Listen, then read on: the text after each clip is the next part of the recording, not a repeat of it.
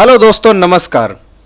दोस्तों, इस वीडियो में हम आपके लिए लेके आए हैं एक्सेल वीबीए का एक सॉफ्टवेयर जिसमें आप पर्सनल फाइनेंस या पर्सनल लोन को बहुत आसान तरीके से मेंटेन कर सकते हैं। दोस्तों, आप जब पर्सनल फाइनेंस का यदि आपके पास कोई बहुत महंगा सॉफ्टवेयर नहीं है तो आप क्या करते हैं, उसको एक्सेल में कॉलम बना के मेंटेन करने की कोशिश करते हैं।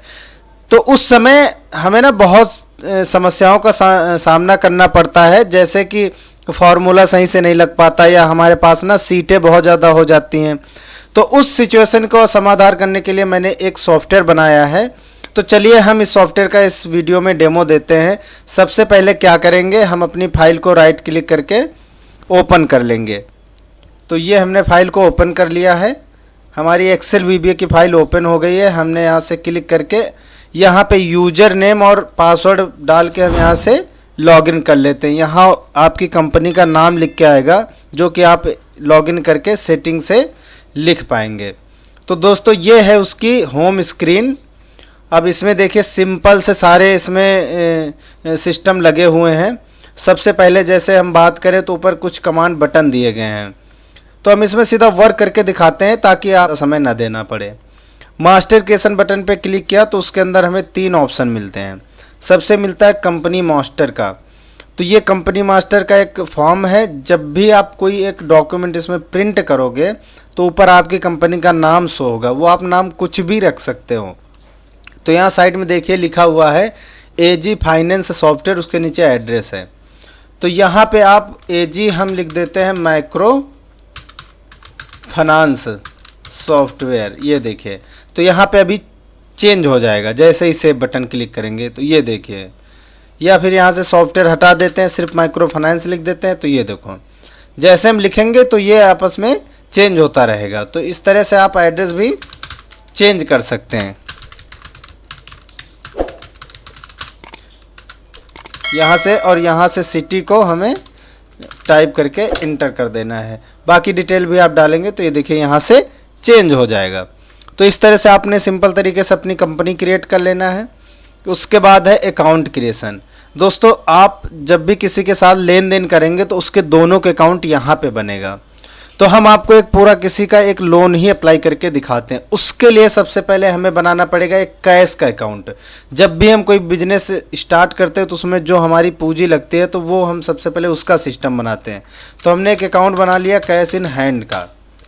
अब यहाँ पे कस्टमर टाइप हमें कैश सिलेक्ट करना है। जैसे ही आप कैश करेंगे, मोबाइल नंबर के नीचे देखिए अमाउंट बैलेंस का एक कॉलम आ जाएगा जो कि पहले नहीं था। ये देखिए, हम रिफ्रेश करके दिखाते हैं तो यहाँ पे अभी कोई कॉलम नहीं है।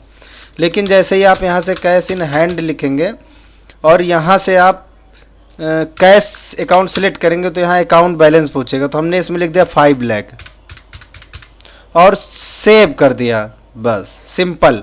उसके बाद हमने इसमें एक बना ली कोई भी बैंक, HDFC बैंक जैसे। अभी यहाँ पर जैसे ही बैंक हम टाइप करेंगे फिर से अमाउंट वाला आ जाएगा। यहाँ पे हमने लिख लिया 1 लाख। ये देखिए, तो यहाँ से हमने सिंपल तरीके से सेव कर लिया। 2 अकाउंट हमारे पास बन गए हैं। एक और अकाउंट बना लेते हैं ऑफिस एक्सपेंसेस का। यहाँ पे लिख देते हैं दोस्तों PNL एक्सपेंस। इसमें कोई हमें अमाउंट डालने की ज़रूरत नहीं। ये देखिए 3 पार्टियाँ हमने बना ली हैं। अब हम इसमें बनाते हैं उसका जिसको हमें लोन देना है।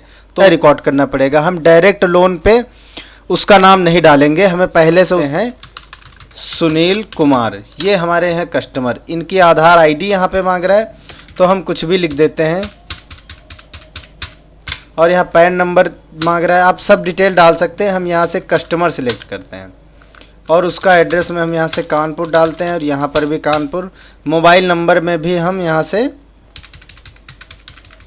डाल देते हैं। यहाँ लिख देते हैं, यहाँ से मेल फीमेल, फादर्स नेम भी डाल देते हैं, कुछ भी। और अब यहाँ पे आ जाता है दोस्तों एजेंट। एजेंट क्या है, अब जैसे हम सुनील को लोन दे रहे हैं तो एक गारंटर होना चाहिए।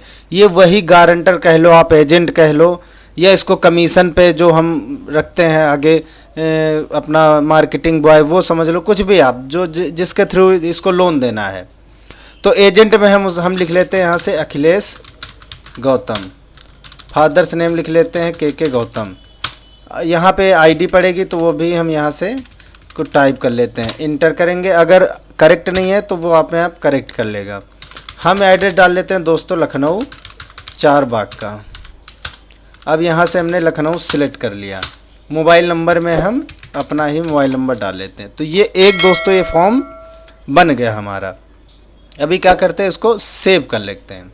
चलिए इसी समय एक और हम कस्टमर का ऐसे ही फॉर्म भर लेते हैं, कुछ भी लिख के। जैसे हमने यहाँ से लिख लिया अभिषेक गौतम का, और उसका यहाँ पे नंबर डाल लिया, और यहाँ से कस्टमर सिलेक्ट।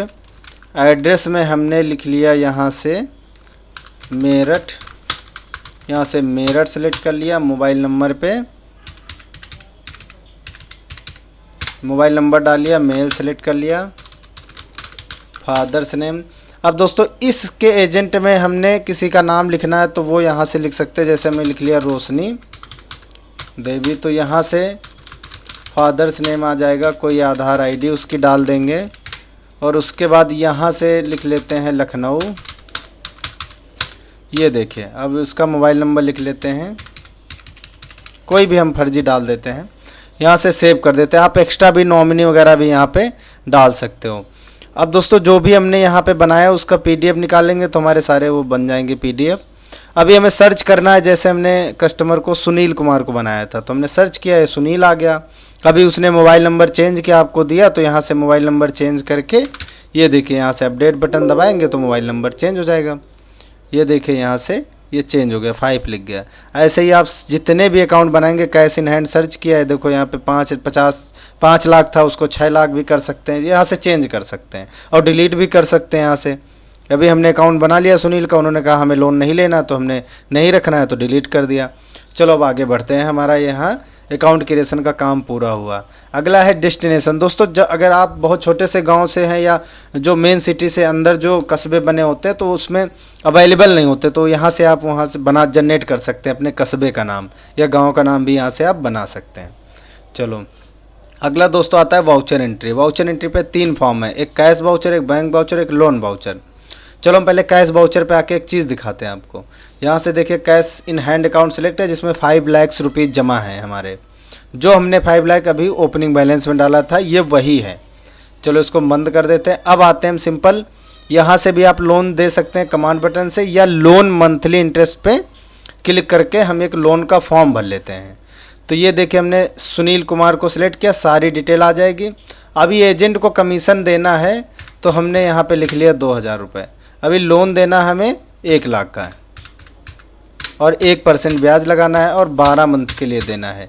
अब ईएमआई पूछ रहा है, ईएमआई आप कैसे लेंगे, डेली लेंगे, मंथली लेंगे और वीकली लेंगे या 1 टाइम लेंगे, तो अमाउंट देखिए चेंज होती रही। अभी हमने क्या कर दिया, मंथली लेना।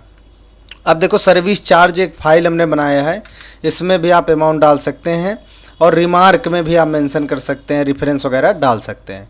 यहाँ से हमने कर दिया सेव। अभी आप प्रिंट निकालेंगे तो ये देखिए 1 नंबर ऑटोमेटिक आ गया। अभी इसमें पीडीएफ पे क्लिक करेंगे तो जो हमने डिजाइनिंग करके इसका फॉर्म बनाया है वो यहाँ से ऑटोमेटिक सभी डिटेल्स के साथ ये पीडीएफ बन जाएगा। इसका आप प्रिंट भी निकाल सकते हैं, इसमें कलर वगैरह खुद ही आप चेंज कर सकते हैं।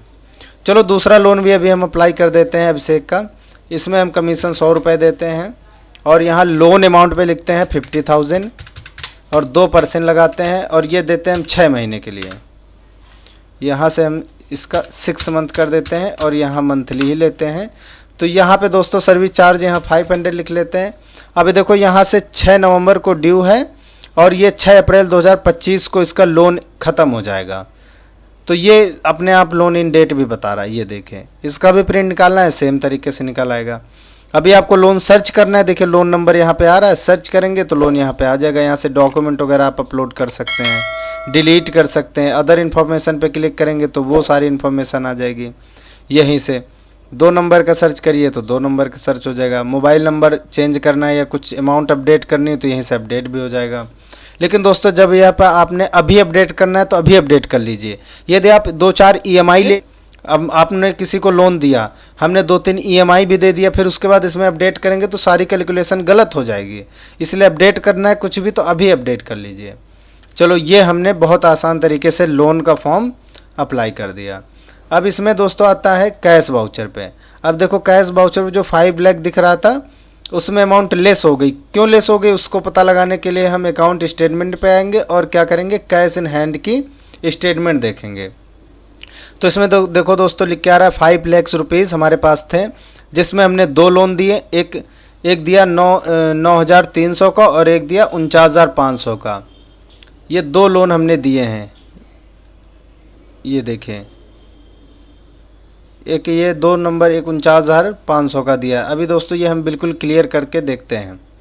चलो अभी हम अकाउंट स्टेटमेंट पे आएंगे, ये देखो, और यहाँ से हम सुनील कुमार का देखेंगे लोन। तो ये दोस्तों 10,000 का लोन था, ठीक है। इसमें 1,200 रुपये माइनस करके, ये तो इंटरेस्ट है, ये तो हमने दिया नहीं, और फाइल चार्जेस जो लिए वो काट के हमारा बता रहा है जो यहाँ पे ये कैश का है। ये देखिए अभी हम दिखाते हैं आपको, ये देखिए ये जो कैश का 9,300 है, इसमें जो 700 रुपये हमने फाइल चार्जेस काटे हैं उसको काट के यहाँ पे ये लोन शो हो रहा है। तो ऐसे आप पता लगा सकते हैं। वो हमने 1 लाख का किया था, 1 लाख का नहीं हुआ, वो 10,000 का ही हमने किया। अमाउंट जो पड़ी वो 10,000 की पड़ी, उस हिसाब से ये कैलकुलेशन है। अभी ये 49,500 आ रहा है, हमने 50,000 का लोन दिया, 500 रुपये हमने फाइल चार्जेस ले लिए, तो हमने जो गिवन अमाउंट दिया हमारे कैश बैलेंस से कटा, वो तो हमारा 49,500 ही कटा है, तो वो चीज़ शो हो रही है। तो ये आप कैश का भी अकाउंट यहाँ से देख सकते हैं। उसके बाद दोस्तों यहाँ से हमने ये काम कर लिया, अब कैश वाउचर पे आते हैं।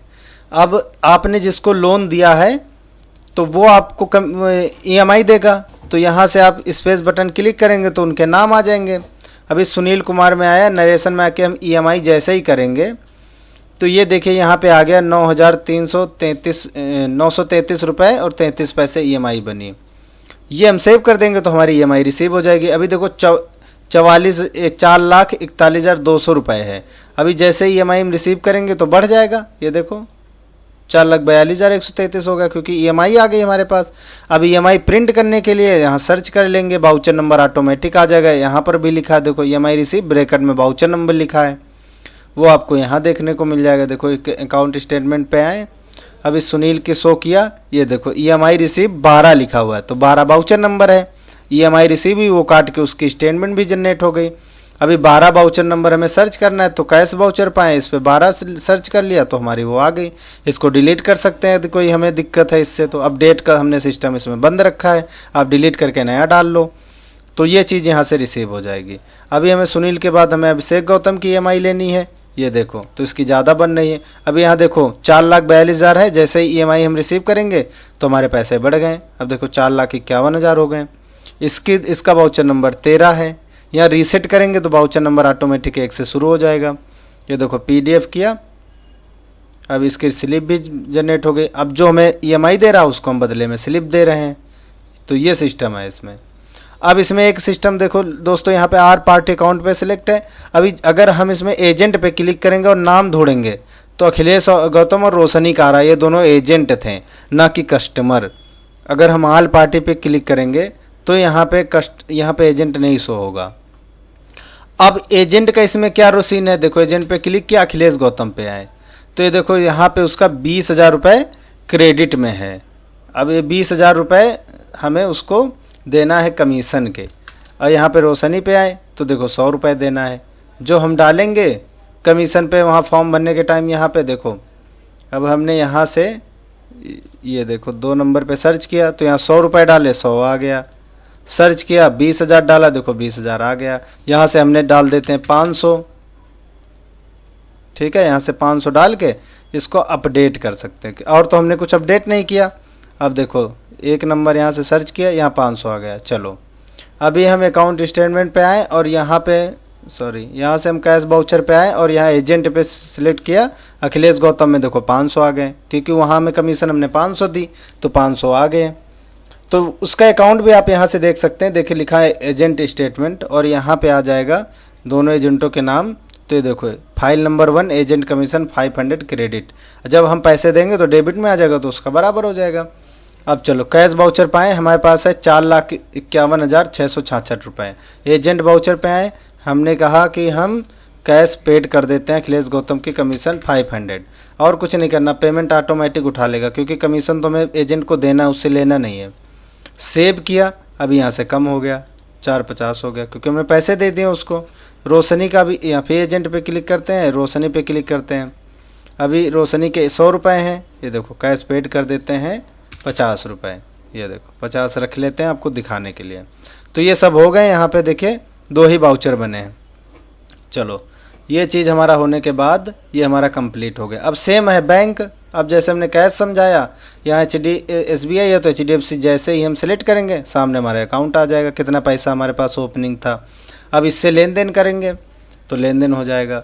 अब यहाँ पे कैश वाउचर पे आए, देखो इसमें हमने एक बनाया था ऑफिस एक्सपेंस।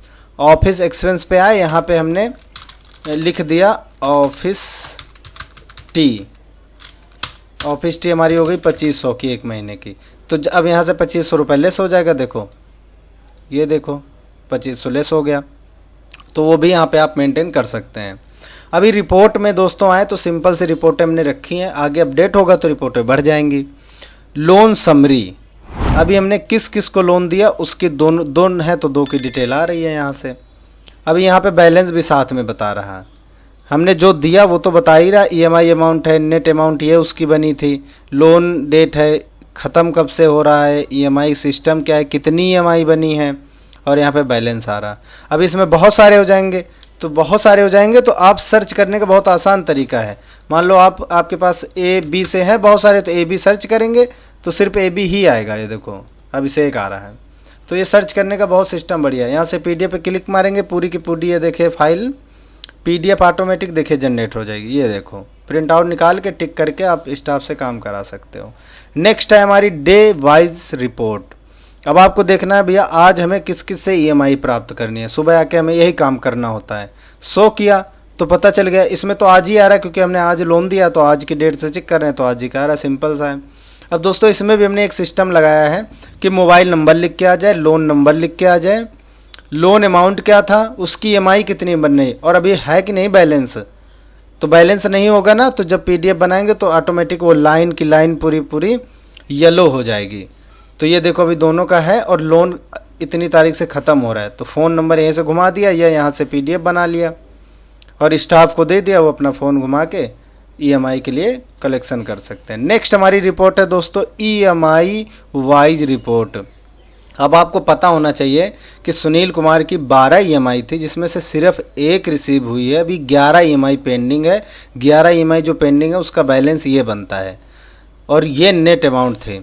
तो ये भी हम पता कर सकते हैं कितनी EMI हमारी बनी थी कस्टमर की और कितनी रिसीव हुई हैं। तो इस रिपोर्ट में ये देख सकते हैं और इन सब की PDF ऑटोमेटिक जनरेट होके इस वाले पाथ में सेव हो जाएंगी। ये देखो इस पर जैसे ही क्लिक करेंगे हमारे कंप्यूटर का एक पाथ खुलेगा, वहाँ पे फोल्डर खुलेंगे, इधर से खुल जाएंगे सारे, इसमें सब में डाटा रहेगा। हमने 2-3 बार क्लिक किया, ये 2-3 बार खोल रहा है। ये देखें, ये देखो। चलो ये हो गए हमारे रिपोर्टें। अकाउंट पे आए तो एक तो स्टेटमेंट होगी जो कि हमने आपको दिखा दिया, दूसरी है डेबिट लिस्ट, किस किस से पैसे लेने हैं उनका पूरा एक ब्यौरा आ जाएगा, कितना आया है, कितना गया था, कितना आया और कितना बैलेंस है, कब लास्ट डेट है, इतना हमने डाटा उसमें रखा है मोबाइल नंबर के साथ में। टोटल भी आएगा नीचे। अपडेट डाटाबेस करेंगे ऑटोमेटिक अपडेट हो जाएगा, PDF या प्रिंट कर सकते हैं। हमारा नेक्स्ट है एरिया वाइज डेबिट। अभी आपके पास कई गांव होंगे, आप एरिया बना लेना, एरिया 1 एरिया 2। तो जो एरिया 1 में कैटेगरी है तो उसकी लिस्ट यहाँ पे बन जाएगी। अभी हमने सिटी वाइज जैसे हमने बना लिया, अब के पहले आएगा फिर M आएगा, ऐसे करके पूरी एक साथ आ जाएंगी लिस्ट। PDF क्लिक मारेंगे तो वो साथ ही रहेंगे, तो आप एरिया वाइज इसको डिवाइड कर सकते हैं। नेक्स्ट हमारा है P&L रिपोर्ट। इसमें क्या है चलिए देखते हैं। इस रिपोर्ट में नंबर ऑफ लोन 2 हैं, लोन अमाउंट ये है, दोनों का मिला के एक 50 था, एक 10,000 था। फाइल चार्जेस जो हमने रिसीव किए हैं वो एक का 7 था, एक का 5 था, तो 1200 रुपये हुए हैं। नेट पेड अमाउंट, हमने नेट इतना पे किया था, हमें इंटरेस्ट इतना आया है, तो प्रॉफिट हमारा इंटरेस्ट ही है, वही से बनता है। अच्छा 7200 प्रॉफिट था जिसमें 2500 हमारा चाय पानी का निकल गया, तो ग्रॉस प्रॉफिट क्या हुआ हमारा 4700। अभी कमरे का भाड़ा भी निकल सकता था, रूम का रेंट भी, ऑफिस का रेंट भी, सारा निकल सकता था, तो एक्सपेंस में जाएगा। 4700 हमारी कमाई हुई जिसमें से हमने 600 रुपये क्या दे दिया एजेंट को, उसको भी हमने अपनी जेब से दिया इसी लोन में से। तो हमारी जो नेट पूरी कमाई है वो कितनी है 4100 रुपये है। तो वो यहाँ पे सिस्टम आपका ये पूरी ऑटोमेटिक बन जाएगी रिपोर्ट। और उसके बाद एजेंट स्टेटमेंट है तो आपको पता ही है। फिर यूटिलिटी में है, जो लॉगिन पासवर्ड हमने बनाया था वो यहाँ से आप चेक कर सकते हैं। फिर है कॉन्फ़िगरेशन, इसमें कुछ कॉन्फ़िगरेशन है यहाँ पे, जैसे यहाँ पे सेव लॉगिन, जब हमने लॉगिन किया था तो वहाँ पे लॉगिन नेम पहले से ही फिल था, क्योंकि यहाँ पे एस लिखा है, नो लिखा होता तो आपको टाइप करके डालना पड़ता है। तो ऐसे कुछ सेटिंग है जो आपके यहाँ से चेंज कर सकते हैं। नेक्स्ट है क्लियर डाटाबेस। अब हमारा क्या सिस्टम होता है, लाइफ टाइम के लिए होता है। तो अगले साल आपको क्या करना है, एक कॉपी बना के रख लेनी है बैकअप के लिए, दूसरी जिसमें हमें काम करना है तो क्लियर डाटाबेस पे आना है, यहाँ पे पासवर्ड हम बताएंगे वो इंटर करना है, और पूरा का पूरा डाटाबेस खाली, आप नई एंट्री यहाँ से शुरू कर सकते हैं। और ये सिस्टम हमें इसमें बना हुआ है। तो ये हम कैसा लगा सिस्टम आप कमेंट करके ज़रूर बताएं, और वीडियो शेयर करें। जो लोग एक्सेल में मेंटेन कर रहे हैं, नहीं कर पा रहे हैं, वो हमें कांटेक्ट कर लेंगे तो उनको भी हेल्प हो जाएगी।